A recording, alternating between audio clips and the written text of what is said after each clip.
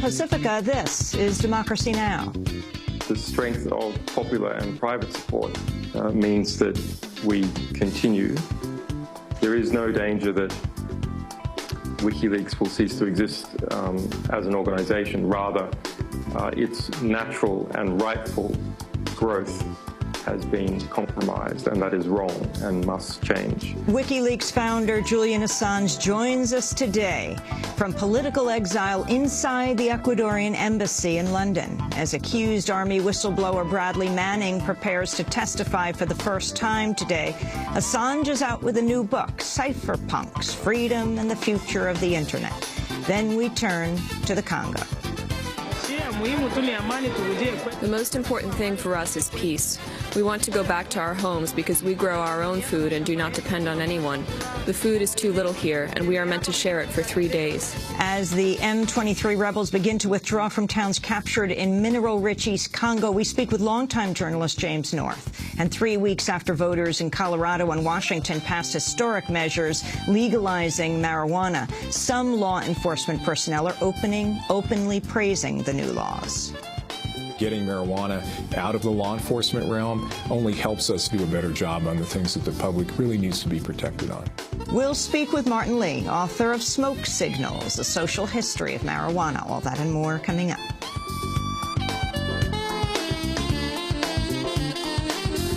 Welcome to Democracy Now!, democracynow.org, the War and Peace Report. I'm Amy Goodman.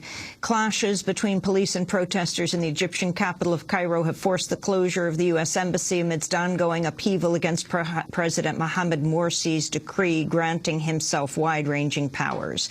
At least 3 people have died. Hundreds of thousands have taken to Tahrir since Morsi's action last week. The fresh protests come as a special assembly is rushing to vote today on a draft of Egypt's new constitution. The turmoil is expected to continue, with the Muslim Brotherhood announcing they'll hold a rally in support of President Morsi on Saturday. The United Nations General Assembly is expected to vote today in favor of tacitly recognizing Palestinian statehood by giving Palestine non-member observer status. The Palestinian bid has drawn wide support from European countries, including France and Spain, despite threats from the United States and Israel to punish the Palestinian government by withholding funds. Britain said Wednesday it will abstain from the vote, barring certain assurances, including a vow by Palestinians not to extend international criminal court jurisdiction over the occupied territories. Israel had previously threatened to topple Palestinian leadership over the statehood bid, but on Thursday, a spokesperson for Israeli Prime Minister Benjamin Netanyahu sought to downplay the vote's significance. Only way to Palestinian statehood is through peace talks, through reconciliation. By going to the United Nations, the Palestinians can get a piece of paper, they can get a resolution, but nothing will change here on the ground. The only way to make a better future for Israelis and Palestinians is through peace talks. They promised that all outstanding issues would be resolved through peaceful negotiations. And by this one-sided act, we see this as breaking their commitments. So, of course, Israel reserves the right to respond if necessary. U.S. Deputy Secretary of State William Burns met with Palestinian President Mahmoud Abbas Wednesday ahead of today's vote. After the meeting, Palestinian negotiator Saeb Erekat said the United States remains opposed to its plea for recognition. Their position did not change. They conveyed a message today that we shouldn't go to the UN, that we will not realize the Palestinian state through the UN. President Abbas told them, we differ. We have circulated the resolution. We're not here to confront you, the Americans, or to isolate Israel. We're here to reinstate the two-state solution on 1967 lines, and this we will do, and we will vote upon it tomorrow A new afternoon. wave of bombings in Iraq has killed at least 44 people and wounded 155. The targets appear to include both Shiite worshippers and security forces.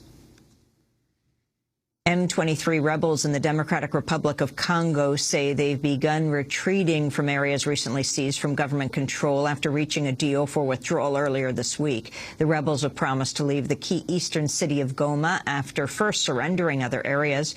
Rebel leader Multani Makenga outlined the plan on Wednesday. Our forces that have started pulling out are in Masisi, and if you want, you can go see how they are withdrawing, and later, after they have gone, we will pull out our forces from Goma. The M23 rebels are widely believed to be backed by neighboring Rwanda, despite denials by the Rwandan government. On Wednesday, a Congolese government spokesperson remained skeptical the rebels would fulfill their pledge to withdraw. Mesdames, Messieurs, même si ce retrait a été annoncé depuis quelques heures. Even if this retreat has been announced for a few hours now, our government is waiting to see its effects, because elements of the M23 and those who support them have got us used to decoy tactics and unkept promises. So it's still too early to start on the debate about a reevaluation of the 2009 deals. The Obama administration's reportedly considering broader intervention to help oust President Bashar al-Assad from power in Syria amidst a widening conflict between Assad and rebels opposed to his regime. The New York Times is reporting options being weighed by the U.S., include directly supplying arms to opposition fighters. The news is Syrian rebels have reportedly killed a member of the ruling Ba'ath Party Thursday by detonating a bomb near his house in Dara. Hussein Rafai and 3 of his bodyguards are believed to have been killed. The United States has banned oil giant BP from obtaining new federal contracts and leases, citing its lack of business integrity during the Deepwater Horizon disaster that killed 11 people and caused the biggest offshore oil spill in U.S. history. The action allows BP to keep its current government leases. Meanwhile, 3 BP officials were arraigned in federal court Wednesday on charges stemming from the disaster. Rig supervisors Robert Kaluza and Donald Vidrine are facing manslaughter charges for the deaths of the workers after allegedly ignoring potentially obvious signs of trouble. A former BP executive, David Rainey, was charged with hiding information from Congress about the amount of oil gushing from the well. All 3 remain free on bond. Wednesday's ban against BP came the same day the government auctioned off 20 million acres in offshore oil and gas leases in the Gulf of Mexico, nearly all of it for deep water areas. 2 more Republican senators are adding their voices to the growing criticism against U.S. Ambassador to the United Nations Susan Rice, who's considered a top choice by President Obama for Secretary of State. Senators Bob Corker of Tennessee and Susan Collins of Maine criticized Rice's handling of the fatal attacks on the U.S. mission in Benghazi, Libya, on Wednesday, after meeting with her for more than an hour.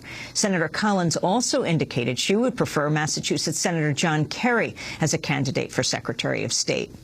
Fueling speculation, the Republicans want Kerry nominated so that his Senate seat would be left open. The vacancy could trigger a potential comeback for Senator Scott Brown, who was defeated by Democrat Elizabeth Warren. Meanwhile, Susan Rice is receiving criticism of a different kind after it was revealed she holds up to $600,000 worth of stock in the firm behind the controversial Keystone XL oil pipeline. TransCanada is seeking federal permission to transport Canadian tar sands oil to the U.S. Gulf Coast. If confirmed as Secretary of State, Rice could play a key role in determining the fate of the pipeline.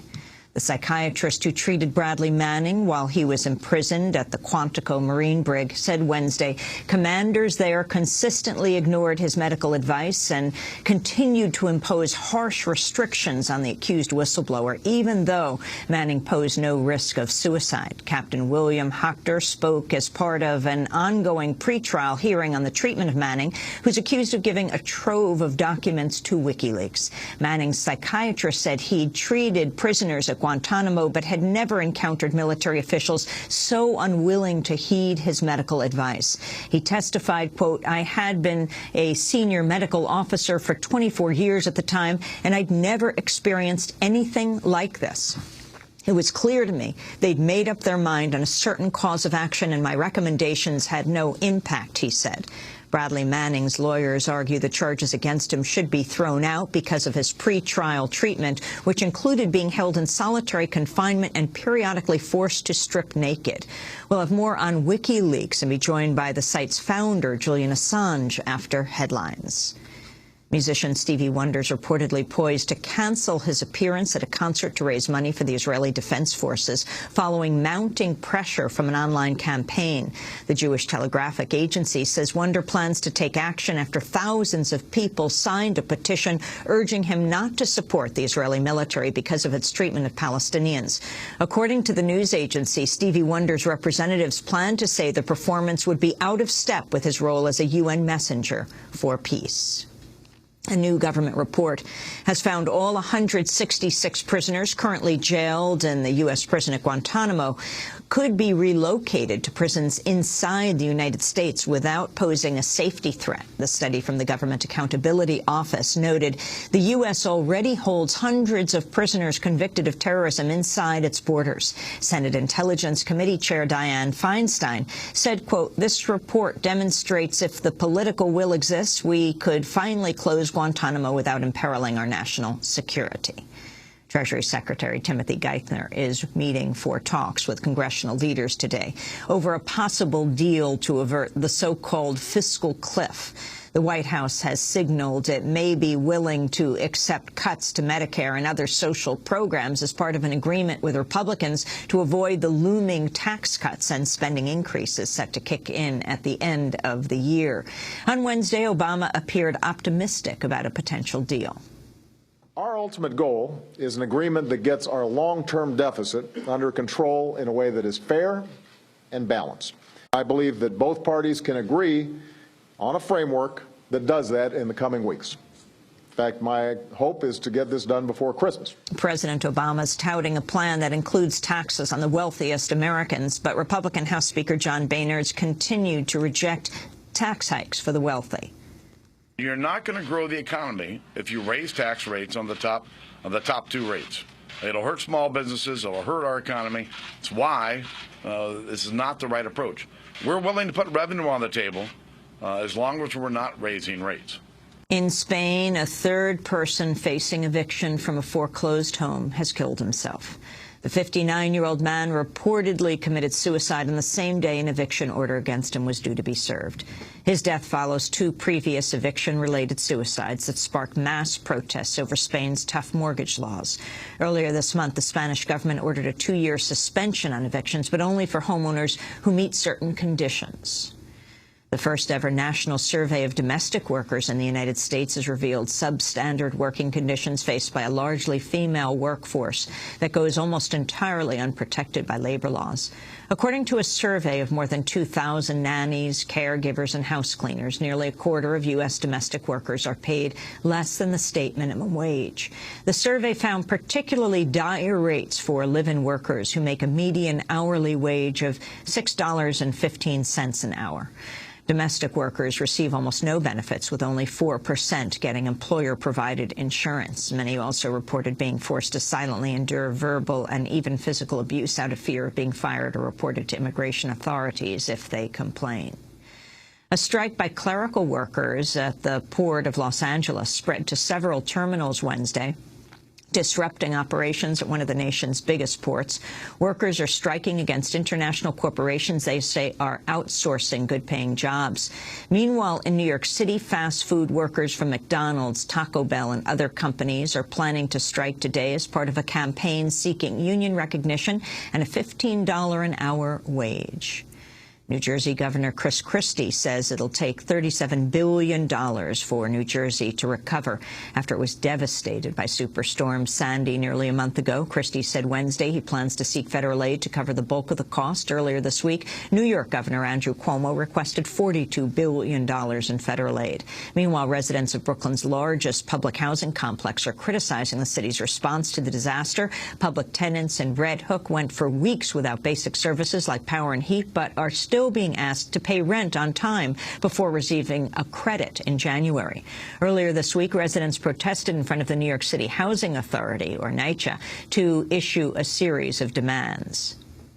The short-term demands are just like repairs in the buildings, making sure that the air quality and the water quality is safe for people living in housing, and that's just making those apartments inhabitable again. Some of the long-term demands are making sure that money that is coming down for recovery efforts, that a certain amount of that is going to be directed towards NYCHA. Also getting people from housing and from the community at large involved in those meetings when decisions are being made about recovery money allocation. So I feel like the long-term goal is empowering the community. And those are some of the headlines. This is Democracy Now!, democracynow.org, the War and Peace Report. I'm Amy Goodman. And I'm Juan Gonzalez. Welcome to all of our listeners and viewers around the country and around the world. Thanks so much for watching this report from Democracy Now!, your daily independent global news hour. We don't accept advertising or corporate funding, but rather rely on donations from viewers like you. Please make your contribution by visiting democracynow.org. We need your support today to keep bringing you this hard-hitting, in-depth reporting.